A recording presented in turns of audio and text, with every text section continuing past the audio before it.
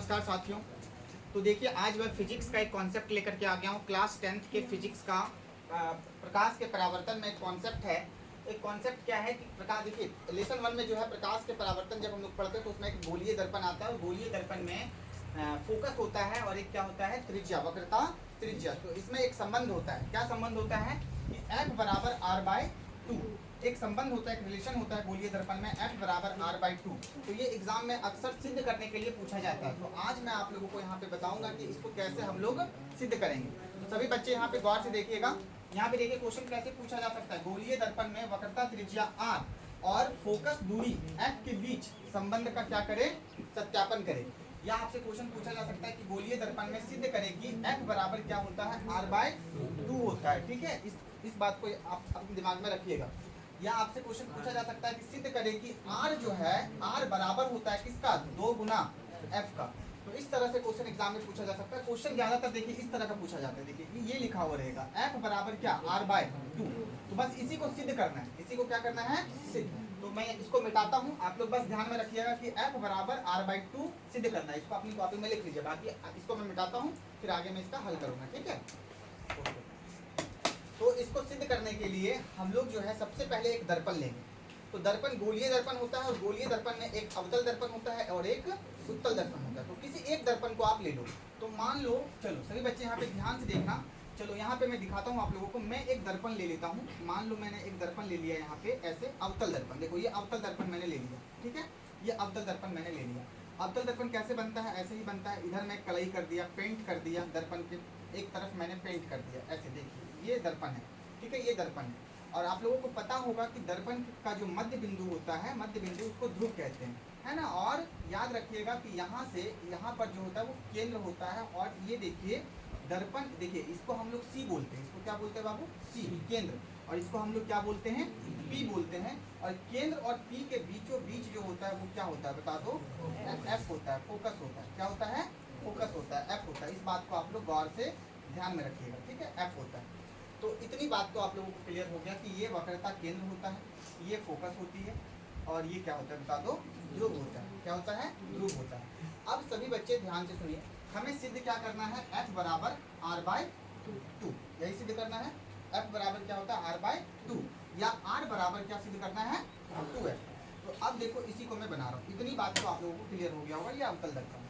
अब सभी बच्चे ध्यान से सुनो, अवतल दर्पण में क्या आता है, अवतल दर्पण में क्या आती है बताओ।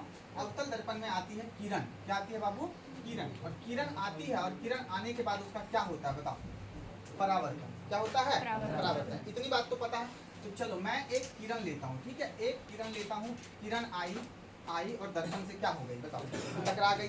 क्या हो गई बच्चा बताओ, दर्पण से टकरा गई। टकराने के बाद, दर्पण से टकराने के बाद वो कहाँ मिलती है, आप लोगों को पता होना चाहिए। वो मिलती है फोकस पर। कहाँ मिलती है, फोकस से मिलते हुए वो कहाँ चली जाती है, उसका परावर्तन हो जाता है। क्या हो जाता है, तो आपको तो ये तो पता होना चाहिए। सभी बच्चे गौर से देखिए कि आती हुई किरण को हम लोग क्या कहते हैं, आपतित किरण। और लौटती, देखो दर्पण से टकराया, टकराने के बाद क्या हो गया, लौट गया, तो इसको हम लोग क्या कहते हैं, बोलो सभी बच्चे, परावर्तित किरण। ये कहते हैं कि नहीं कहते। इतनी बात क्लियर हुई होगी। एक चीज मैंने आप लोगों को पढ़ाया था कि अगर कोई दर्पण है, तो दर्पण है और दर्पण में मान लो एक किरण आई और टकराने के बाद अगर लौट गई, तो ये आपतित किरण होती है और इसको क्या कहते हैं, परावर्तित किरण।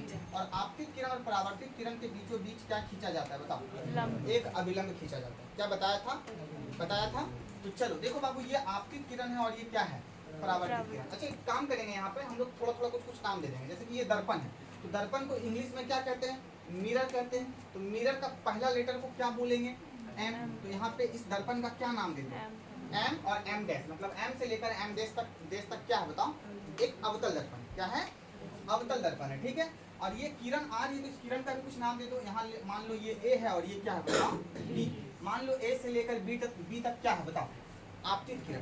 क्या है बच्चा, आपतित किरण। मैंने कुछ नाम दे दिया है ना। इस किरण का भी कुछ नाम दे दो। B से लेकर कहाँ तक, मान लो ये कहाँ तक चला गया, D तक। कहाँ तक चला गया, D तक। मतलब एक नाम दे दिया, कुछ भी नाम दे दो। चलो तो यहाँ तक मैंने क्या कर दिया, नाम दे दिया। अब सभी बच्चे गौर से देखिए, अभी आप लोगों को क्या बताया कि आपतित किरण और परावर्तित किरण के बीचों बीच, देखो ये आपतित किरण और ये परावर्तित किरण, इसके बीचों बीच क्या बनेगा, एक अभिलंब बनेगा। देख लो, अभिलंब खींचा गया है कि नहीं? तो चलो एक अभिलंब खींच दो। ऐसे क्या खींच दो बाबू बताओ? एक अभिलंब क्या खींच दो बताओ सभी बच्चे? मैंने एक ऐसे क्या खींच दिया? एक अभिलंब खींच दिया। कोई दिक्कत तुम लोगों को नहीं होनी चाहिए। तो मैंने यहाँ पे एक अभिलंब खींच दिया, ठीक है। और याद रखना, आप लोगों को एक चीज़ और बताया था कि अगर ये आपतित किरण है, देखना, अगर ये आपतित किरण है और ये क्या है बताओ? परावर्तित किरण है। तो आपतित किरण और ये क्या है बताओ? अभिलंब है। तो आपतित किरण और परावर्तित किरण के बीच में एक एंगल बन रहा था जिसको हम लोग क्या कह रहे थे? आई एंगल। क्या कह रहे थे? आई यानी आपतन कोण, ठीक है। और परावर्तित किरण और अभिलंब के बीच में एक कोण बन रहा था जिसको हम लोग क्या कह रहे थे? आर यानी कि परावर्तन कोण। तो देख लो बाबू, ये आपतित किरण और ये क्या है? अभिलंब। इसके बीच में भी क्या बनेगा? एक कोण बनेगा जिसको क्या बोलेंगे? आई, ठीक है। इतनी बात समझ में आ गई होगी। और उसके बाद देखो, ये है परावर्तित किरण और ये है अभिलंब, इसके बीच में भी एक कोण बनेगा जिसको क्या बोलेंगे? आर। क्या बोलेंगे? आर। इतनी बात तो क्लियर होनी चाहिए आप लोगों को। ये आई बनेगा यहाँ, आई, और यहाँ क्या बनेगा बताओ? आर। क्या बनेगा? आर। क्या इतनी बात क्लियर है? ठीक है। अब देखो सभी बच्चे गौर से देखो, सभी बच्चे आप लोग गौर से देखो। इतनी बात अगर आप लोगों का क्लियर हो गया है तो आप सभी बच्चे अब यहाँ पर थोड़ा सा बनाना शुरू करेंगे, ठीक है।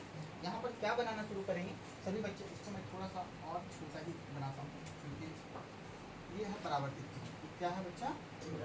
परावर्तित किरण, ठीक है। और इसका नाम यहाँ दे दिया। अब देखो, इतनी बात अगर क्लियर हो गई हो तो यहाँ पे चित्र से, कहाँ से? देखो मैं बनाना शुरू कर दिया हूँ, इतना ही फिगर है। अब सभी बच्चे ध्यान से देखेंगे। चित्र से आपको क्या दिख रहा है? चित्र से आपको दिख रहा है कि एंगल आई बराबर होगा क्या? Angle R. क्योंकि आपतन कोण परावर्तन कोण के हमेशा क्या होता है? बराबर होता है। ये हम लोग पढ़ के आए हैं। कहाँ से पढ़ के आए हैं? तो परावर्तन के नियम से। परावर्तन का नियम, दूसरा नियम क्या कहता है बताओ? परावर्तन का दूसरा नियम क्या कहता है? आई जो होगा वो क्या होगा? आर के बराबर, यानी कि आपतन कोण परावर्तन कोण के क्या होगा बताओ? बराबर होगा। क्या इतनी बात हम लोग पढ़ के आए हैं? क्या इतनी बात पढ़ के आए हैं? अब सभी बच्चे गौर से देखो। सभी बच्चे मान लो दो लाइन दिख रहे हैं? हाँ। मान लो दो लाइन समांतर है, एक दूसरे के क्या है बताओ? समांतर है। और उस पर ऐसी एक मान लो तिरछी लाइन गई है। तो सभी बच्चे ध्यान से सुनिएगा, यहाँ वाला कोण और यहाँ वाला कोण आपस में क्या होगा? बराबर, है ना। याद रखिएगा, जब भी दो लाइन समांतर हो और एक तिरछी लाइन उसको काट रही हो तो ये वाला कोण और ये वाला कोण क्या होगा? बराबर। क्या होगा? बराबर। क्योंकि समांतर रेखा के ये देखो, ये समांतर रेखा है। देखो बाबू, यहाँ पे ये मुख्य अक्ष समांतर है और ये आपतित किरण भी क्या है बताओ? एक दूसरे का समांतर है। और एक तिरछी लाइन देखो, ये दोनों को क्या कर रही है बताओ? कट कर रही है। देखो इस लाइन को गौर से देखो और इस लाइन को गौर से देखो, ये दो रेखा समांतर है और ये जो अभिलंब है इसको तिरछी रेखा से क्या कर रही है बताओ? काट रही है। तो इसका जो एकांतर कोण होता है, एकांतर कोण, मान लो मैंने एक जेड बनाया, क्या बनाया? तो ये वाला कोण और ये वाला कोण क्या होगा? बराबर। देख लो मैंने क्या बनाया, मान लो मैंने क्या बनाया? एक जेड बनाया। तो देखो ये लाइन और ये लाइन तुमको कैसा लग रहा है? ये लाइन और ये लाइन तुमको क्या लग रहा है? समांतर, आमने सामने, कैसा लग रहा है बताओ? और ये देखो एक तिरछी लाइन, ये दोनों को क्या किया है? कट किया है, मतलब छुआ है। तो यहाँ वाला रेट कोण और यहाँ वाला कोण आपस में क्या होगा? बराबर होगा। सभी बच्चे गौर से देखिएगा, मैं जो समझाना चाह रहा हूँ। तो यहाँ पे ये वाली रेखा और ये वाली रेखा देखो, ये वाली सॉरी, ये आपतित किरण और ये मुख्य अक्ष दोनों समांतर है। एक तिरछी रेखा गई है, मतलब यहाँ पे देखो कौन सा कोण बन रहा है? आई। तो यहाँ पे भी कौन सा कोण बनेगा? सभी बच्चे गौर से देखो, यहाँ पे कौन सा कोण बन रहा है? आई। तो यहाँ पे भी कौन सा कोण बनेगा? आई। क्यों बनेगा? क्योंकि ये वाला आपतित किरण और ये मुख्य अक्ष दोनों समांतर रेखा है। कैसा रेखा है? और एक तिरछी लाइन ऐसे गई है, तो यहाँ वाला कोण, यहाँ वाला कोण और यहाँ वाला कोण क्या होगा? बोलो ना, क्या होगा? बराबर होगा। क्या होगा? बराबर। तो इसी बात को मैं थोड़ा सा यहाँ पे लिखना चाहूंगा, देखना कैसे ये बनेगा क्वेश्चन। सभी बच्चे गौर से देखो। अब यहाँ पे तुम करोगे पुनः देख लो, यहाँ पे आई और ये आई आपस में बराबर है। ये आई कहाँ बन रहा है? देखो तो एंगल ए बी सी, आई कहाँ बन रहा है? बी में बन रहा है कि नहीं? देखो यहाँ ये बी, तो ये कोण कहाँ बन रहा है? ए बी सी, यानी एंगल ए बी सी बराबर है। और ये एंगल कहाँ बन रहा है? देखो सी पर। कहाँ बन रहा है? सी पर। तो सी को कैसे लिखेंगे? बी, जिस भी एंगल को हम दिखाते हैं उसको बीच में लिखते हैं, बीच में। तो इसको कैसे लिखेंगे? या तो एफ सी, बोलो B, F C B, F C B, यानी एफ सी बी। और सभी बच्चे ध्यान से सुनिएगा, इसको हम लोग क्या कहेंगे, एकांतर कोण। क्या कहेंगे बच्चा, एकांतर कोण। यहाँ पे ध्यान से देखना, ए बी सी क्या है, तो आप बोलोगे ए बी सी जो है कोण आई है। देख लो ए बी सी, देखो बी पर तुमको क्या देखने को मिल रहा है, देखो यहाँ पे बी है ना, और यहीं पे ना एंगल बन रहा है, तो यहाँ पे आपको क्या देखने को मिल रहा है, आई। और सी पर आपको क्या देखने को मिल रहा है, तो देखो यहाँ बी पर जो है आपको आई देखने को मिला, और सी पर भी क्या देखने को मिला, आई। यानी आई बराबर एंगल क्या बना, बताओ, आई, एंगल आई। ठीक है, तो यहाँ पे याद रखिएगा, ये वाला कोण और ये वाला कोण क्या दिख गया आपको, क्या दिख गया, एकांतर कोण। चलो अब सभी बच्चे गौर से सुनो, इतनी बात अगर तुम लोगों को समझ में आ गई होगी, है ना, कि चित्र से जो है परावर्तन के नियम से आई और आर बराबर है, फिर ये आई, यहाँ अगर आई है तो यहाँ भी कौन सा कोण बनेगा, आई, क्योंकि एकांतर कोण। कौन सा कोण, एकांतर कोण। 9th में कॉन्सेप्ट आप लोग पढ़े होंगे, नहीं पढ़े तो ध्यान से सुन लीजिए। दो रेखा अगर समांतर हो और एक तिरछी लाइन जाती हो, जैसे कि देख लो, दो रेखा यदि समांतर हो, देख लो ये वाला और ये वाला क्या है, समांतर रेखा, और एक क्या जा रही है, तिरछी लाइन, तो यहाँ वाला एंगल और यहाँ वाला एंगल क्या होगा, देख लो बाबू, ये है आपतित किरण और ये है प्रधान अक्ष, ये क्या है, और देखो ऐसे करके मैंने दिखाया है, dot dot dot dot dot dot करके अभिलंब दिखाया है। क्या दिखाया है, अभिलंब। तो अभिलंब में देखो यहाँ है आई, तो यहाँ भी क्या बनेगा, बस वही चीज को मैंने यहाँ पे दर्शाया है। ठीक है, इतनी बात को आप लोग दिमाग में रखना। अब देखो सभी बच्चे गौर से देखो, इस फिगर में तुमको एक त्रिभुज दिख रहा है,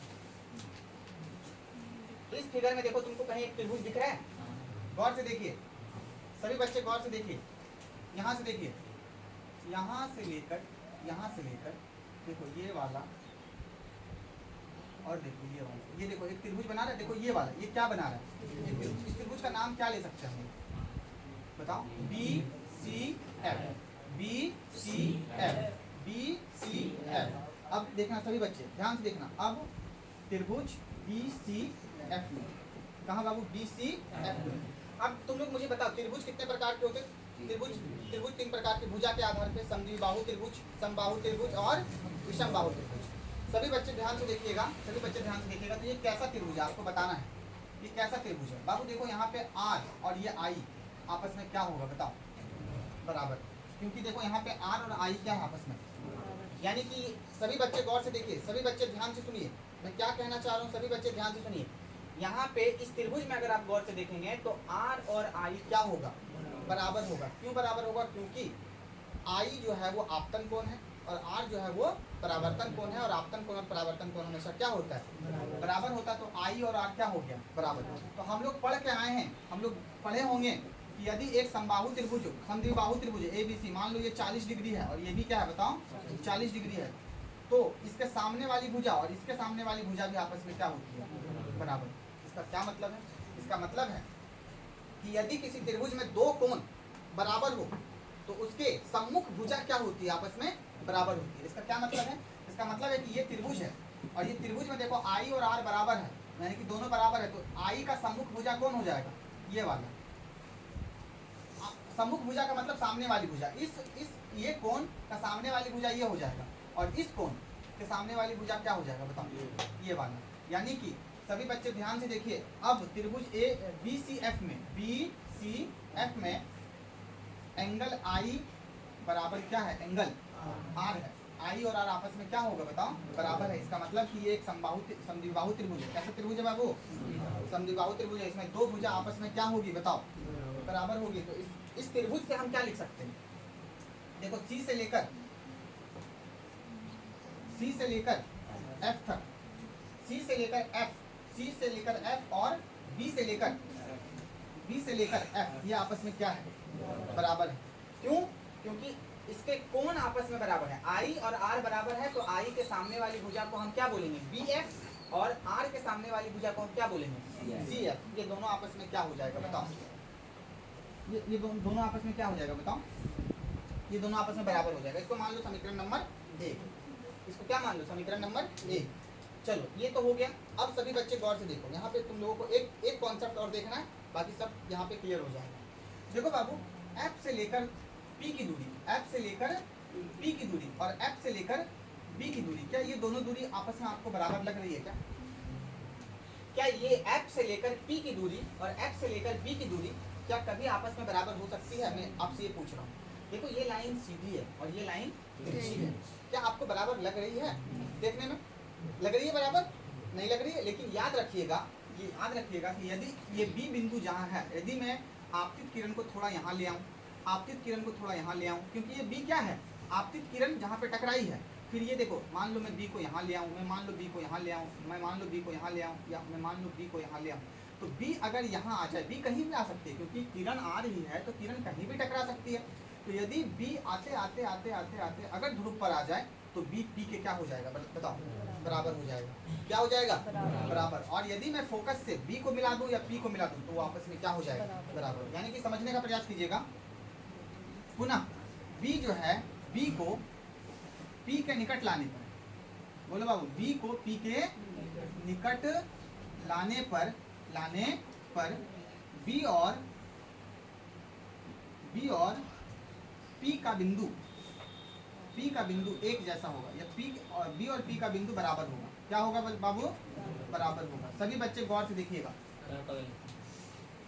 इस बी को यदि मैं पी तक ले आऊं, पी तक, तो ये बी कहां तक आ जाएगा? पी तक। यानी कि एफ को आप बी से मिला दो या एफ को आप क्या चीज से मिला दो? बताओ। बी से मिला दो, आपस में ये क्या हो जाएगा? बताओ। बराबर। यानी कि सभी बच्चे गौर से देखिएगा, बी से लेकर एफ तक, यानी कि इससे हमको स्पष्ट है कि बी से लेकर एफ तक वो बराबर है किसका? एफ से लेकर पी तक। इसको समीकरण नंबर क्या मानते? 2। सभी बच्चे गौर से देखिएगा, बी से लेकर एफ तक, यानी कि ये अभी हम लोग क्या पढ़ रहे थे? अभी हम लोग पढ़ रहे थे कि ये जो बी से लेकर एफ तक है लाइन, ये लाइन, और देखो ये लाइन एफ से लेकर पी तक, ये आपस में बराबर नहीं है। लेकिन यदि मैं इसी लाइन को उठा के यहाँ ला दूँ, यहाँ ला दूँ, यहाँ ला दूँ, यहाँ ला दूँ, यहाँ ला दूँ, तो ये लाइन किसके बराबर हो जाएगा? एफ पी के बराबर हो जाएगा। यानी ये जो एफ बी है, यानी बी एफ बी बोलो या बी एफ बोलो, कोई बात नहीं, एफ पी बोलो या पी एफ बोलो, ठीक है। अगर मैं इस लाइन को मान लो उठा के यहाँ ला दूँ, यहाँ ला दूँ, यहाँ ला दूँ, यहाँ ला दूँ, तो ये एफ पी के बराबर हो जाएगा। वही मैंने लिखा है बी एफ बराबर क्या? एफ। क्या लिखा है बच्चा? F P. कोई दिक्कत यहाँ तक आप लोगों को नहीं होना चाहिए। अब सभी बच्चे गौर से देखिए, ए बाबू देखो, मान लो एक लाइन है ए बी, और इस पर एक बिंदु है क्या? सी। और अगर आपको लिखने बोले कि बताओ ए बी बराबर क्या होगा, तो आप क्या लिखोगे? ये लाइन अभी 3 भागों में बट गया, सॉरी 2 भागों में बट गया, 1 और 2। और आपको अगर पूरा लंबाई पूछे ए से लेकर बी तक, और आपसे पूछे कि ए बी कितना होगा, तो आप क्या बोलोगे? ए बी कैसे लिखोगे? ए बी को लिखने का क्या तरीका होगा? एक बार यहाँ से लेकर क्या लिखोगे? यहाँ तक ए सी, और फिर क्या लिखोगे? यहाँ से लेकर यहाँ तक क्या? सी बी या बी सी, सी बी या बी सी ऐसे लिखोगे, और कहोगे कि ए सी को जोड़ेंगे सी बी में तो हमको क्या मिलेगा? क्या मिलेगा? A B. नहीं समझे? फिर से समझने का प्रयास कीजिएगा। मान लो आपके पास एक लाइन है, इतना बड़ा एक लाइन है, मान लो यहाँ सी है, और यहाँ मान लो पी है, और यहाँ मान लो क्या है? एफ। क्या है? एफ है। तो बाबू अगर आपसे पूछा जाएगा कि सी पी बराबर क्या होगा, सी से लेकर पी तक को हम क्या लिख सकते हैं? कैसे लिखेंगे सी पी को? तो कैसे लिखिएगा बताओ? एक बार यहाँ से लेकर यहाँ तक लिखिएगा, क्या बताओ? सी है। क्या लिखिएगा? और एक बार यहाँ से लेकर यहाँ तक लिखिएगा, क्या बताओ? F P. इसी तरह से तो लिखिएगा। नहीं समझे? जैसे कि मान लो ऐसे समझो, एक लाइन है जो 10 सेंटीमीटर लंबा है। कितना सेंटीमीटर लंबा है? 10 सेंटीमीटर लंबा है। मैंने यहाँ पर एक खंबा गाड़ दिया, ठीक है, और ये 6 सेंटीमीटर हो गया, और ये क्या हो गया? 4 सेंटीमीटर। तो मैं बोलूँगा कि इस पूरे 10 को मैं कैसे लिखूंगा? तो 6 प्लस क्या? 4, यानी 10 बराबर क्या? 10। यानी कि अगर आपसे पूरा पूछा जाए तो आप आधा को और फिर ये आधा जो भी है, जो भी भाग है, उसको क्या कर देना है बताओ? जोड़ देना है। अगर इस कॉन्सेप्ट को आप समझ गए हैं तो अब थोड़ा सा यहाँ पे ध्यान देंगे आप लोग, सभी बच्चे यहाँ पे ध्यान देंगे। अब यहाँ पे देखो मैं कुछ लिखवाने वाला हूँ। अब सभी बच्चे गौर कीजिएगा। अब आपको इस लाइन को गौर से देखना है, सी से लेकर क्या बात? पी तक। अगर मैं बोलूँ बताओ सी पी बराबर क्या होगा? सी से लेकर पी तक को हम क्या बोले? देखो सी से लेकर पी तक मैंने सी पी लिख लिया, तो सी पी बराबर क्या हो सकता है? आप क्या बोलोगे? आप बोलोगे सी पी बराबर जो होगा ना, वो सी से लेकर एफ तक। क्या आप बोलो? सी से लेकर एफ तक, सी से लेकर एफ तक होगा, और फिर एफ से लेकर पी, यही ना बोलोगे तुम? यानी कि सी पी को हम क्या लिख सकते हैं बताओ? सी से लेकर एफ तक, और प्लस क्या? क्योंकि जोड़ना पड़ेगा, एफ से लेकर पी तक। कोई दिक्कत तुम लोगों को? कोई दिक्कत नहीं। अब सभी बच्चे गौर से सुनो, बाबू सीपी को हम क्या बोल सकते हैं? यहाँ देखो इस सी, ये केंद्र है, ये क्या है बाबू बताओ? केंद्र। और ये क्या है हमारा? दर्पण। दर्पण का ये परिधि है। तो बाबू तुम लोगों को बताए थे कि यदि कोई गोलीय दर्पण हो और यहाँ पे अगर केंद्र हो, क्या हो? केंद्र हो, सी हो, तो यहाँ से यहाँ तक को मिलाने वाली रेखा को क्या कहते हैं? त्रिज्या कहते हैं, यानी आर कहते हैं। क्या कहते हैं? मतलब सी से लेकर पी तक को अगर हम मिला देते हैं, यानी केंद्र से पी की दूरी को हम क्या बोलेंगे? त्रिज्या बोलेंगे, वक्रता त्रिज्या यानी आर बोलेंगे। तो यहाँ मैं क्या लिख सकता हूँ? आर लिख सकता हूँ। लिख सकता हूँ कि नहीं? चलो बराबर। आप मुझे बताओ, आप मुझे बताओ सी, इतना इतना तो ये तो क्लियर हो गया होगा। अब बताओ सी एफ, सी एफ कहाँ है? देखो तो सी एफ कहाँ है? बताओ सी एफ कहाँ है?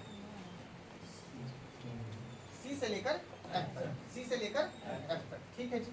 सी से लेकर एफ तक, सी से लेकर एफ तक, ठीक है। तो सी से लेकर एफ तक, तो सी से लेकर ये जो एफ तक है, सभी बच्चे गौर से देखिएगा, सी से लेकर एफ तक जो है, चलो देखो मैं आपको क्या बतला रहा था कि C F sorry C P, C P की जगह पे मैं क्या लिख सकता हूँ बाबू? आर। क्या लिख सकता हूँ? आर। अब सभी बच्चे यहाँ पे गौर कीजिए, ये क्या है बताओ? C F. क्या है बताओ? C F. अब आप सी एफ को गौर से देखिए और समीकरण 1 को देखिए। इस सी एफ को यहाँ पे गौर से देखिए और आप किसको देखिए? समीकरण 1 को। समीकरण 1 में सी एफ किसके बराबर है? बोलो सभी बच्चे, बी एफ के बराबर, यानी सी एफ जो है वो किसके बराबर है बताओ? बी एफ के बराबर है, ठीक है। अब समीकरण 1 को देख लिया, यानी कि सी एफ किसके बराबर है? बी एफ के बराबर है, यानी सी एफ के जगह पे मैं क्या लिख सकता हूँ? बी एफ लिख सकता हूँ, क्योंकि बराबर है। अब सभी बच्चे फिर से गौर से देखिए, फिर देखिए अगर आप यहाँ पे देखोगे, चलो मैंने क्या लिख दिया सी एफ की जगह पे बताओ? बी एफ प्लस क्या लिख दिया बताओ? F P. अब गौर से देखना, सभी बच्चे गौर से देखना, यहाँ पे आर बराबर। अब बी एफ को फिर से गौर से देखो, इस बी एफ को सभी बच्चे गौर से देखो, इस बी एफ को मैं क्या लिख सकता हूँ? B F. देखो आप समीकरण नंबर 2 को देखो, बी एफ किसके बराबर है? एफ बी के बराबर। किसके बराबर है? किसके बराबर है? बी एफ किसके बराबर है? तो इस बी एफ की जगह पे मैं क्या लिख सकता हूँ? F P. क्या लिख सकता हूँ? प्लस यहाँ भी क्या है? बोलो बोलो, एफ बी। समझ में आ रही है बातें? अब देखिए सभी बच्चे देखिए, आर बराबर क्या मैं लिख लिया? F P plus F P. अब सभी बच्चे गौर से देखिएगा, यहाँ पे आर बराबर क्या हो गया? एफ पी और एफ पी को जोड़ेंगे तो क्या हो जाएगा? एक एफ पी और एक एफ पी। कितना एफ पी? 2 F P. क्या इतनी बात समझ में आई? चलिए अब सभी बच्चे गौर से देखिएगा, आर बराबर यहाँ पे मैंने क्या लिखा? 2। क्या लिखा बाबू? 2। अब ये एफ पी क्या है वही आपको फिगर में देखना है। कैमरा घुमाओ, देखो एफ पी मैंने आपसे क्या पूछा? F P. तो एफ यहाँ है और पी कहाँ है? देखो तो यहाँ। तो बाबू एफ से लेकर पी तक को, एफ से लेकर पी तक को, यानी कल ही आपको बताया था कि फोकस और ये ध्रुव, ये फोकस कहते हैं, इसको ध्रुव कहते हैं, पी को ध्रुव। फोकस से ध्रुव की बीच की दूरी को क्या कहते हैं? फोकस दूरी। आपको बताया था कि फोकस से लेकर पी तक की दूरी को क्या कहते हैं? फोकस दूरी। और इसे क्या चीज से दिखाते हैं? इस दूरी को एफ से दिखाते हैं। क्या चीज से दिखाते हैं? एफ से दिखाते हैं। सभी बच्चे गौर से देखिएगा, सभी बच्चे गौर से देखिएगा, ये फोकस है और फोकस से ध्रुव के बीच की दूरी को क्या कहते हैं बताओ? क्या कहते हैं बताओ? फोकस दूरी। क्या कहते हैं? फोकस दूरी। तो ये एफ पी के बदले में मैं क्या लिख सकता हूँ? एफ लिख सकता हूँ। क्या लिख सकता हूँ? तो चलो सभी बच्चे देखो, एफ पी के बदले में मैं क्या लिख सकता हूँ? एफ। क्या लिख सकता हूँ? एफ। तो बाबू देखो आपसे क्वेश्चन जो बोला था कि आप सिद्ध करो आर बराबर क्या? 2 बार आर बराबर क्या? 2x। देखो अगर ये क्वेश्चन बोले तो यहाँ पे ये क्या हो गया बताओ? सिद्ध हो गया। और अगर आपको क्या फिर बोला गया, आप देखो 2 को इधर ले आओ, तो 2 इधर गुना में, इधर आएगा तो, यानी आर उधर है, इधर आएगा तो बटा में, यानी आर बटा 2 बराबर क्या? एफ। इसीलिए तुम पलट दो इसको, एफ बराबर क्या? आर बटा 2। देखो ये तुम्हारा क्या हो चुका है बताओ? ये तुम्हारा क्या हो चुका है? ये तुम्हारा प्रूव्ड हो चुका है। ये क्या हो चुका है? प्रूव्ड हो चुका है। चलो फिर से ध्यान से इधर देखो, मैं थोड़ा सा और कुछ बताना चाहता हूँ। सबसे पहले एक अवतल दर्पण बना लेना है। उसके बाद आपतित किरण को दिखाना है, परावर्तित किरण को दिखाना है, फिर एक क्या खींच देना है बताओ? अभिलंब खींच देना है, फिर आपतन कोण और परावर्तन कोण खींच देना है। फिर यहाँ पे एकांतर कोण काम करेगा। क्या करेगा बाबू? एकांतर कोण। एकांतर कोण से देखो यहाँ पे मैंने आई ले लिया। फिर देखो इस त्रिभुज में तुमको आना है, ये त्रिभुज समद्विबाहु त्रिभुज होगा, और समद्विबाहु त्रिभुज होगा तो यहाँ पे आई और आर आपस में क्या हो जाएगा बताओ? बराबर हो जाएगा। फिर अगर ये आई और आर बराबर हो जाएगा तो इसके सम्मुख भुजा यानी आमने सामने की भुजा क्या हो जाएगी बताओ? बराबर हो जाएगा। ठीक है, देखो यहाँ पे चित्र से आई आर परावर्तन के नियम से बराबर है, ए बी सी बराबर एफ सी बी। आप लोग अच्छे से वीडियो को देखना, और ये यहाँ पे प्रूफ हो चुका है। तो कितना समझ में आया आप लोग जरूर कमेंट करके मुझे बताइएगा। बहुत बहुत धन्यवाद आपका, फिर मिलते हैं नेक्स्ट वीडियो में। Thank you.